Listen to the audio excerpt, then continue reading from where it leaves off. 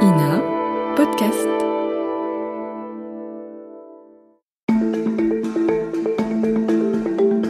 Il est à la tête d'Israël depuis 2009, mais écrit l'histoire politique de son pays depuis plus de 30 ans. Benyamin Netanyahou, Premier ministre de l'État hébreu, semble indétrônable. Pourtant, il est aussi l'un des premiers dirigeants d'une démocratie à être officiellement poursuivi par la Cour pénale internationale, accusé de crimes de guerre et de crimes contre l'humanité à Gaza, alors que le conflit avec le Hamas se poursuit, et ce, depuis le 7 octobre 2023. Mais au fait, qui est Benyamin Netanyahou ? D'où vient-il ? Quelle est sa vision pour son pays ? Et peut-il encore se maintenir longtemps au pouvoir ? Benyamin Netanyahou, on en parle avec vous. Frédéric Médezo, bonjour. Bonjour. Vous avez été pendant longtemps le correspondant de Radio France à Jérusalem. Vous êtes désormais rédacteur en chef de Forbidden Stories, un consortium de journalistes d'investigation qui rassemble plusieurs nationalités. Merci d'être avec nous. D'abord, une question d'actu avant de commencer. On vient de l'apprendre quelques heures avant l'enregistrement de cet épisode. Israël approuve un plan prévoyant, je cite, la conquête de Gaza. Conquérir Gaza, c'est la volonté de Benyamin Netanyahou ? C'est forcément lui qui donne l'ordre puisqu'il est le Premier ministre d'Israël. Après, ce qui est intéressant, c'est de se rendre compte que dans l'histoire et dans la carrière de Netanyahou, conquérir Gaza, c'était pas forcément le but initial. Et vous allez nous l'expliquer, on va développer tout ça avec vous dans quelques minutes. Mais d'abord, on commence comme chaque semaine par un récit en archive et puis on se retrouve juste après. Je m'appelle Théophile Cossa et vous écoutez Le Temps de l'Actu, un podcast de l'INA et de l'Université Panthéon-Assas. C'est parti. Qu'est-ce que c'est que ce problème ? Il y a un sujet un petit peu complexe pour le débattre en 2 minutes. Enfin, pardon, on n'est pas à l'université. Enfin, je veux dire, excusez-moi. Et le monsieur, qu'est-ce qu'il en pense ? The yes needs a no to win. Again the no. Réfléchissez bien. Et surtout, faites réfléchir autour de vous. Et j'attendais, je ne vous le cache pas, ce moment avec un peu d'impatience. Le temps de l'actu. Qui est et comment fonctionne Benyamin Netanyahou ? Pour le comprendre, retour en 1996. Cette année-là, la France et le monde découvrent un visage jusqu'ici plutôt passé inaperçu. C'est entouré par la foule que Benyamin Netanyahou s'est rendu ce soir devant le mur des lamentations. Sa première prière de Premier ministre. Un geste symbolique pour celui qui, tout au long de sa campagne, a promis à ses électeurs de renouer avec les valeurs juives. Un geste aussi à l'égard des partis religieux qui l'ont soutenu et qui vont entrer au gouvernement. Ce 29 mai 1996, Benyamin Netanyahou, à la tête du Likoud, le parti de la droite conservatrice depuis 3 ans, l'emporte de justesse face au candidat du Parti travailliste, Shimon Peres, 29 000 voix d'avance seulement. Netanyahou a 46 ans, un style de ténor à l'américaine, où il a grandi et passé sa jeunesse, et maintenant, il a le champ libre pour mettre en place sa politique qui se résume en une ligne simple, la sécurité avant tout. De quoi séduire ses supporters. On espère que finalement, en Israël, il y aura une ambiance vraiment juive. Je commence déjà à me sentir un peu plus en sécurité vu que c'est Benyamin Netanyahou qui est passé au pouvoir et que lui, il fera une vraie paix et sûre pour le peuple d'Israël avant tout. Avec l'aide de Dieu. Avec l'aide de Dieu. Car ce qu'il faut rappeler, c'est qu'à l'époque, et depuis des décennies, les tensions avec les Palestiniens sont vives. Et ce, malgré les accords d'Oslo, passés en 1993 entre autorités israéliennes et palestiniennes pour mettre en place un processus de paix. Ces accords, justement, Benyamin Netanyahou est contre. Lui, il voit une menace à la sécurité du pays. Il est partisan des implantations juives en Cisjordanie et opposant à la partition de Jérusalem. Mais avec ses opinions tranchées, il s'attire les critiques d'une partie de la population accusée d'être un opposant à la paix. Et la sanction se fait dans les urnes. Il est battu en 1999 et annonce se retirer de la vie publique. Mais pas pour longtemps. Juin 2001, Netanyahou est interviewé par une équipe de France 2 à la suite d'un attentat terroriste commis par un kamikaze palestinien en Israël. On écoute. Les opérations militaires contre l'autorité palestinienne sont-elles inéluctables ? Que feriez-vous si vos centres commerciaux étaient attaqués à l'explosif, des discothèques bombardées, des enfants assassinés comme l'autre jour à Tel Aviv, des voitures particulières attaquées, le tout venant des régions contrôlées par Arafat où il pourrait y stopper le terrorisme? Évidemment, vous passeriez à l'action, c'est certain. Je ne pense pas qu'il soit possible de résoudre le conflit, mais nous pouvons stopper le terrorisme. Le ton est donné. Et le comeback en politique de Benyamin Netanyahou, acté. En 2002, il est ministre des Affaires étrangères. En 2005, de retour à la tête du Likoud. Et en février 2009...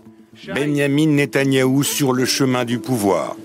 10 ans après avoir perdu son poste de Premier ministre, l'homme fort du Likoud est en mesure de diriger un nouveau gouvernement. Il pourrait former rapidement un bloc de droite avec une majorité de 65 députés sur 120. Ses principaux alliés, les ultra-orthodoxes, les nationalistes religieux et Avigdor Lieberman, nouveau chef de file de l'extrême droite. À 59 ans, celui que ses partisans surnomment Bibi n'a pas beaucoup changé. Il demeure un partisan du Grand Israël, farouchement opposé à la création d'un État palestinien. Pour lui, la paix, c'est simplement une paix économique. Alors, il ne va plus quitter, ou presque, la tête de l'État hébreu. Indéboulonnable, et ce, malgré des affaires de corruption dévoilées en 2016. Pour la première fois en Israël, un chef de gouvernement en exercice va se retrouver à la barre d'un tribunal. Son procès s'ouvre en mai 2020, une semaine après sa reconduction au poste de Premier ministre. Mis en examen pour fraude, corruption et abus de confiance dans 3 affaires différentes, Benyamin Netanyahou est accusé d'avoir reçu pour 180 000 € de cigares, de champagne et de bijoux de la part de personnalités richissimes. Il aurait aussi accordé des faveurs gouvernementales à des propriétaires de sociétés de communication en échange d'une couverture médiatique favorable.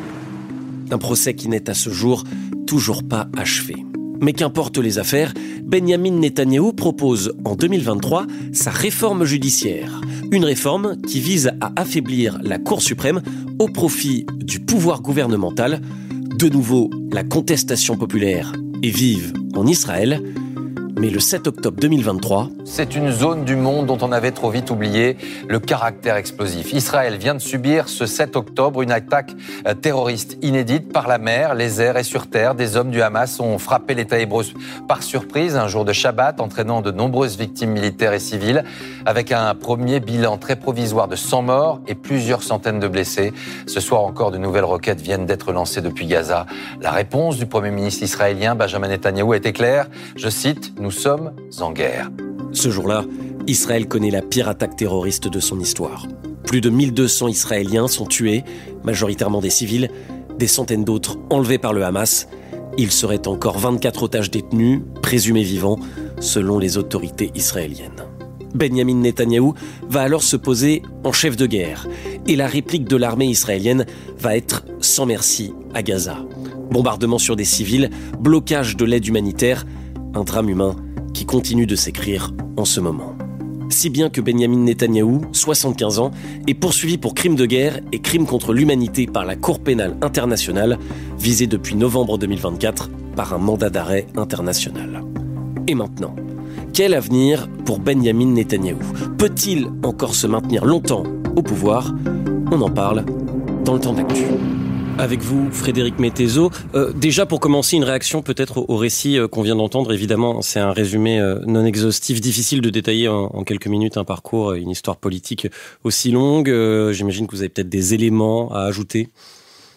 J'ajouterais à ce récit qui est déjà très complet le fait que Netanyahou, Bibi, comme tout le monde l'appelle, ses partisans comme ses ennemis. Bibi, c'est un véritable animal médiatique et politique. Il a été formé aux États-Unis à répondre aux chaînes d'information en continu. Il a une très belle voix, il a beaucoup de présence, il est très bon dans les médias, il est très bon dans les meetings. Ça, c'est la première chose. Aujourd'hui, il est aussi très à l'aise sur les réseaux sociaux. Il donne quasiment plus d'interviews, il fait beaucoup de réseaux sociaux. C'est aussi un animal politique parce qu'il est capable d'étouffer les oppositions en interne au Likoud. Il est capable de faire venir comme alliés dans son gouvernement ses pires opposants qui se retrouvent toujours complètement étouffés, marginalisés et dégoûtés. et à chaque fois ça recommence. Il a réussi à faire rentrer dans son gouvernement le travailliste Ehud Barak, plus récemment Benny Gantz ou Yair Lapid, qui étaient pourtant ses ennemis jurés. Eh bien, il réussit à les faire venir, il les essore comme des éponges, les autres partent ou se font renvoyer, et Netanyahou est toujours là. On peut revenir peut-être rapidement sur sa jeunesse. On l'a un peu entendu dans le récit documentaire. Il a été aux États-Unis, mais en même temps, il a fait son service militaire en Israël. Il est américano-israélien. On peut revenir un petit peu sur la jeunesse du personnage ? Oui, Benyamin Netanyahou a passé une partie de son enfance, de son adolescence, de ses études supérieures et de sa vie professionnelle aux États-Unis. Il parle parfaitement anglais avec un accent américain parfait. Il connaît très bien les codes américains. Et d'ailleurs, j'allais dire que c'est un pays qui lui va bien. C'est quelqu'un qui aime la vie, qui aime les plaisirs de la vie. Donc, vous voyez, à New York ou à Hawaï, où il aime aller, il est tout à fait à l'aise. Donc, c'est vrai que cette vie américaine l'a beaucoup marqué. Déjà dans la politique, à cette époque-là, dans la vie américaine ? Non. Bon, d'abord, il y est comme petit garçon, comme étudiant ensuite. Après, il a fait des études supérieures en économie, en business. Et il était plutôt parti pour être dans les affaires. Et puis, il a été rattrapé par la politique, mais d'abord par la diplomatie, puisqu'il était dans le corps diplomatique israélien. Il était notamment numéro 2 de la délégation israélienne aux Nations Unies. Et là, il s'est fait connaître du public en étant le porte-parole et le porte-voix d'Israël aux États-Unis, parce que, comme je vous le disais, c'est quelqu'un de très à l'aise dans les médias. Il a fait beaucoup de média training. Il était très bon à la télé. Donc, à cette époque, il n'est pas en politique, il se lance vraiment en politique. Quand il rentre en Israël, il est ministre adjoint des Affaires étrangères, puis député et chef du Likoud. On le comprend dans le récit, il a des opinions tranchées, il se classe à droite. Est-ce qu'il y a une évolution de Benyamin Netanyahou dans sa ligne politique entre la fin des années 90, où il prend la tête d'Israël, et aujourd'hui, 2025 ? Eh bien, pas tant que ça. Très tôt, Benyamin Netanyahou a affirmé des idées dont il n'a pas varié, dont il ne s'est pas éloigné. Par exemple, au tout début des années 80, il est aux États-Unis. Il se fait alors appeler Ben Nitai, pour faire plus américain. Vous pouvez chercher sur YouTube, ça existe. Et il explique pourquoi il ne doit pas y avoir d'État palestinien. On est fin 70, début 80. Ensuite, dans les années 90, il écrit un livre qui s'appelle « Une place parmi les nations », où il donne sa vision, un État israélien fort, sécuritaire et pas d'État palestinien. Et puis aussi, tout au long de sa carrière, il a dit « Nous sommes là pour lutter contre le terrorisme ». Donc, lutte contre le terrorisme, sécurité, pas d'État palestinien, il dit la même chose depuis 45 ou 50 ans. La question est peut-être candide. Est-ce qu'il est à droite ? Est-ce qu'il est à l'extrême droite ? On a entendu certains observateurs le considérer comme une personnalité d'extrême droite. Quel est son positionnement ? Originellement, le Likoud, c'est le grand parti de la droite conservatrice et libérale en Israël. On pourrait comparer ça, vraiment toute proportion gardée, avec le RPR, quand le RPR était un parti, on va dire, bien national, mais pas nationaliste. Par exemple, le Likoud, sous ses premiers ministres précédents, respectait énormément les magistrats, la Cour suprême. Ce n'est plus le cas de Benyamin Netanyahou. Donc, c'est vrai que le Likoud, on va dire, pour employer un mot français, c'est droitisé. Il est devenu plus populiste, anti-élite, anti-magistrature, anti-journaliste, anti-intellectuel. Et surtout, il s'est allié, comme ça a été dit dans la présentation, avec l'extrême droite et les religieux. Mais depuis, il s'est allié avec bien pire, avec des personnes de l'extrême droite, racistes, messianiques, misogynes, homophobes, anti-palestiniennes, suprémacistes. Donc, quand vous vous droitisez et que vous vous alliez avec le pire de l'extrême droite, vous êtes au minimum à la droite extrême. Je reviens sur le récit documentaire. Du coup, on comprend en vous entendant, grosso modo, il est resté, il n'a pas changé de ligne concernant la Palestine, concernant l'État palestinien ? Ah, surtout pas. Il a toujours été opposé à la création d'un État palestinien. Une fois dans un discours, il a laissé entendre que il faudrait un État palestinien, mais c'était comme ça au début des années 2010, sous pression de Barack Obama, qu'il a consenti à cela. Mais non, il n'a jamais voulu d'État palestinien, il n'a jamais voulu d'État palestinien ayant Jérusalem-Est pour capitale. Ça, c'est une constante chez lui. On va reparler de la Palestine et de Gaza, notamment pour réagir à cette actualité qui s'écrit en ce moment. Mais d'abord, on l'a entendu dans le récit documentaire, Benyamin Netanyahou fait face depuis 2020 à la justice de son pays, accusé de corruption, de fraude et d'abus de confiance. 2020, on est en 2025. Déjà, pourquoi ce procès est aussi long ? Alors c'est long, mais c'est pas plus long qu'un procès en France. Le financement présumé libyen de la campagne de Nicolas Sarkozy, c'est quasiment 13 ou 14 ans après la révélation des faits. Donc on n'est pas sur une procédure si longue. Alors pourquoi malgré tout c'est long dans l'absolu ? Parce que évidemment Netanyahou et ses avocats ont utilisé toutes les procédures légales pour ralentir le procès, parce que ce sont plusieurs dossiers différents dans lesquels il y a beaucoup de témoins. Parce que quand il est Premier ministre, il dit « Ah mais excusez-moi, je n'ai pas le temps de me rendre à la convocation du juge d'instruction parce que la situation sécuritaire d'Israël m'oblige à rester à mon bureau ». N'oublions pas qu'il y a eu pendant cette période le Covid où Israël a été vraiment fermé, claquemuré. Moi j'y étais, j'y vivais et on vivait vraiment un vrai confinement. Donc voilà, c'est toute cette accumulation qui a fait qu'on en est là aujourd'hui. Qu'est-ce qu'il risque concrètement avec la justice de son pays dans cette affaire ? Si la loi s'appliquait dans sa façon la plus ferme, s'il était condamné, il pourrait faire de la prison ferme. La justice israélienne n'a jamais hésité. Ehud Olmert, ancien Premier ministre, a fait de la prison. Un ancien président israélien a fait de la prison, lui, pour agression sexuelle. Ehud Olmert, c'était pour des affaires financières. Donc, sur le papier, je dis bien, il pourrait aller en prison. Après, que décideront les juges, le condamner ou pas, et quelle peine, ça reste à voir.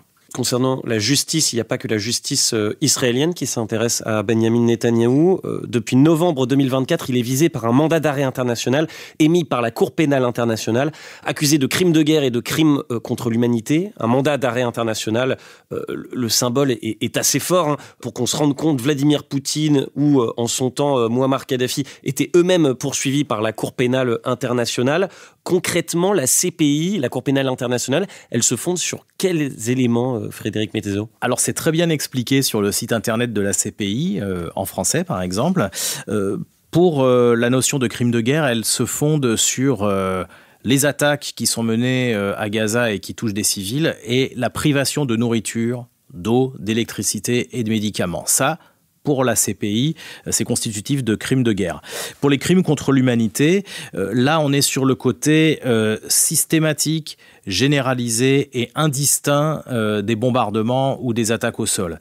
C'est-à-dire que des milliers de civils, des vieillards, des femmes, des enfants meurent à Gaza et le côté vraiment répétitif et qui nous semble sans fin de ce qui se passe là-bas, pour la CPI, c'est une qualification de crime contre l'humanité.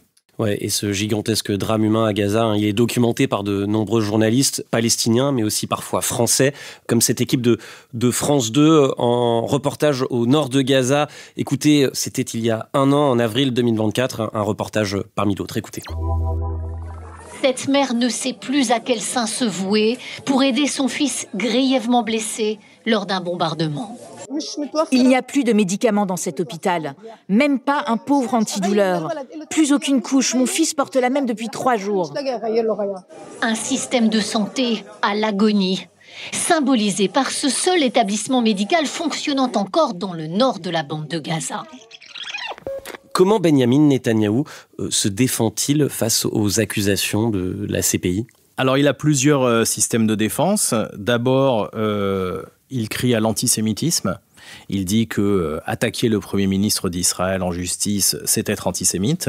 Ensuite, il y a toutes les procédures légales et juridiques, évidemment. Là encore, les représentants d'Israël ont déposé tous les recours possibles à la CPI pour ralentir l'instruction, pour essayer de mettre fin à cette mise en examen. Il dit aussi qu'Israël a le droit de se défendre et donc qu'on n'est pas dans le cadre d'un crime de guerre, mais dans une riposte à des attaques terroristes qui ont eu lieu le 7 octobre. Et puis aussi, il y a en Israël tout un dispositif où la justice israélienne essaye de dire que la Cour n'est pas compétente pour mettre Benyamin Netanyahou en examen parce qu'elle-même, la justice israélienne, peut enquêter si jamais l'armée est soupçonnée d'un crime. Et donc, c'est pas la peine de demander à une cour supranationale de faire ce travail, alors même qu'Israël ne reconnaît pas la CPI, puisqu'elle n'a pas signé l'accord de Rome qui instaurait la CPI. Qu'est-ce qu'il risque concrètement avec ce mandat d'arrêt émis contre lui ? Là aussi, on est très très théorique. On a vu des chefs d'État qui ont été mis en prison ou qui ont été mis en détention provisoire.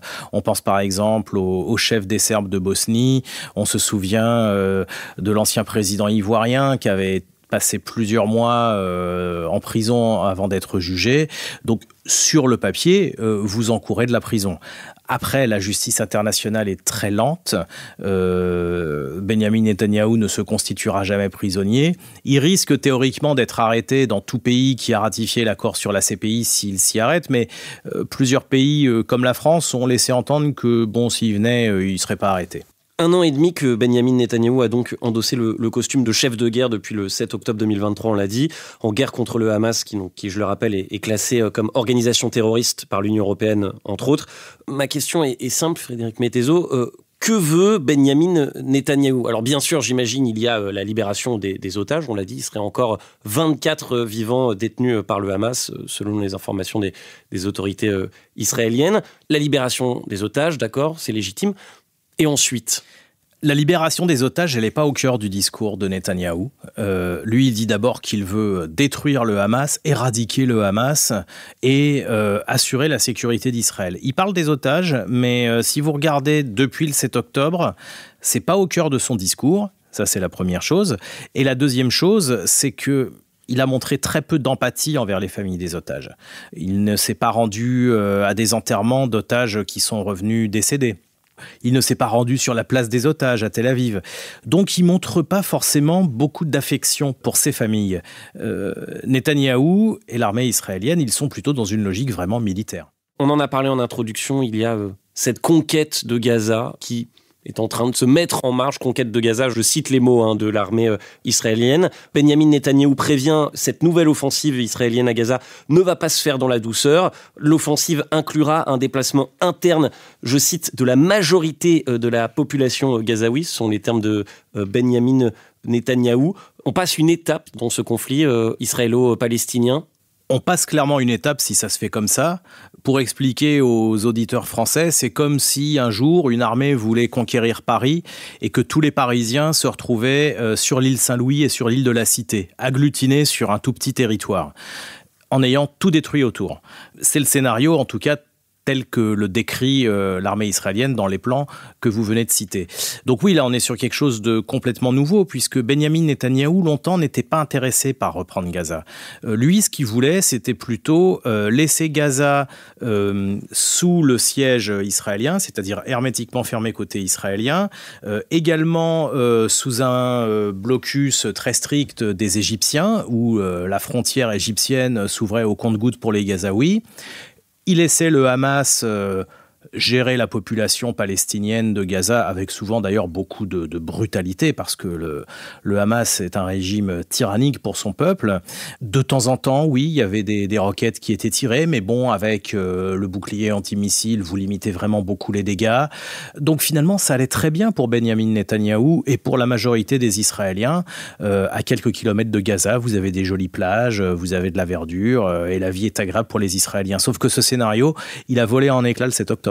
La population israélienne, qu'est-ce qu'elle pense de leur Premier ministre ? Pour rappel, quelques mois avant le 7 octobre 2023, une bonne partie du pays était dans la rue pour s'opposer à sa réforme judiciaire, à la réforme judiciaire de Benyamin Netanyahou. Écoutez, ces soldats réservistes israéliens qui manifestaient, fait rarissime, ils étaient interrogés par France 24. Je fais beaucoup de jours de réserve. Mais je ne servirai pas un pays où quelqu'un emmène la démocratie vers la dictature. Je vais rester chez moi et aller dans la rue jusqu'à ce que la démocratie revienne. Ensuite, je ferai ma réserve.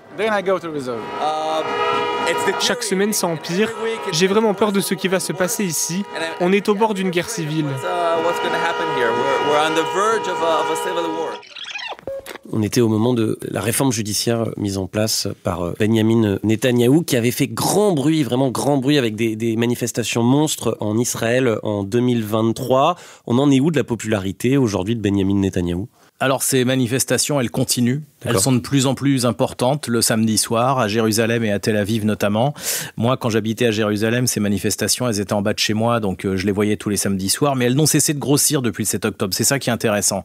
C'est que beaucoup d'Israéliens disent qu'ils sont en guerre. Beaucoup d'Israéliens ne s'opposent pas à ce que fait l'armée à Gaza. En revanche, ils sont nombreux à descendre dans la rue en disant que tout en faisant la guerre, Netanyahou fait aussi la guerre à l'appareil judiciaire israélien, à la magistrature et donc à la démocratie.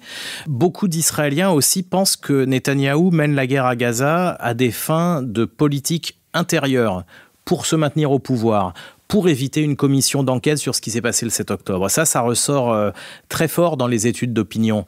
Donc, il est impopulaire, sa cote de popularité n'est pas très haut, elle est entre 20 et 30% selon les moments et les instituts de sondage.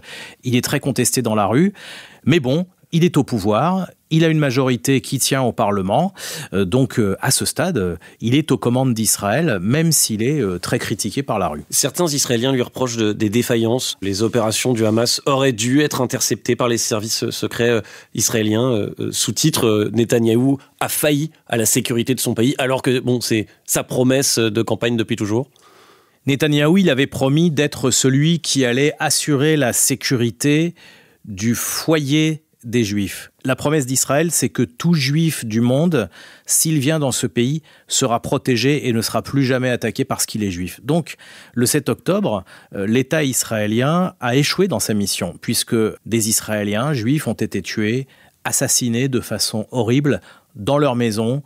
Souvent, ils dormaient, ils ont été réveillés, les jeunes, les vieux, les enfants, voilà. Donc, c'est un échec terrible pour Netanyahou, pour l'armée, pour les services de renseignement. Le chef d'état-major de l'époque est parti.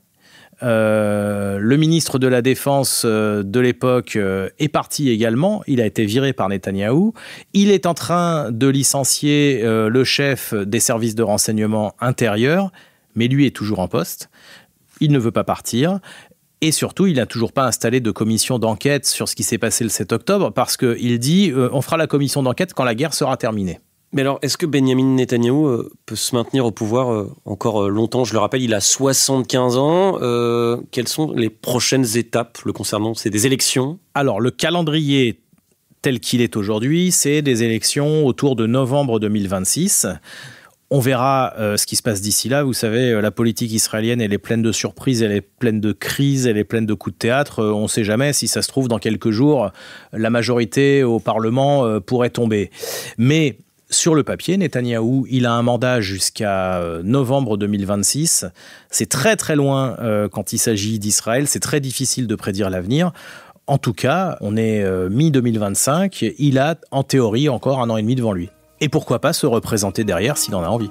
L'histoire le dira. Dans la tête de Benyamin Netanyahou, avec cette histoire qui s'écrit en ce moment même en Israël et à Gaza. En tout cas, on a les cartes en main pour y voir un peu plus clair et mieux comprendre la situation. Grâce à vous, Frédéric Mettezo, merci beaucoup d'avoir été avec nous. Je rappelle que vous êtes ancien correspondant de Radio France à Jérusalem, rédacteur en chef de Forbidden Stories et ancien de l'université Panthéon-Assas, je le précise. Exactement. C'était Le Temps de l'Actu, un podcast de l'INA et de l'université Panthéon-Assas. Si ce podcast vous plaît, n'hésitez pas à vous abonner, mettre des étoiles, des commentaires et à en parler autour de vous. Et moi, je vous dis salut et à la semaine prochaine.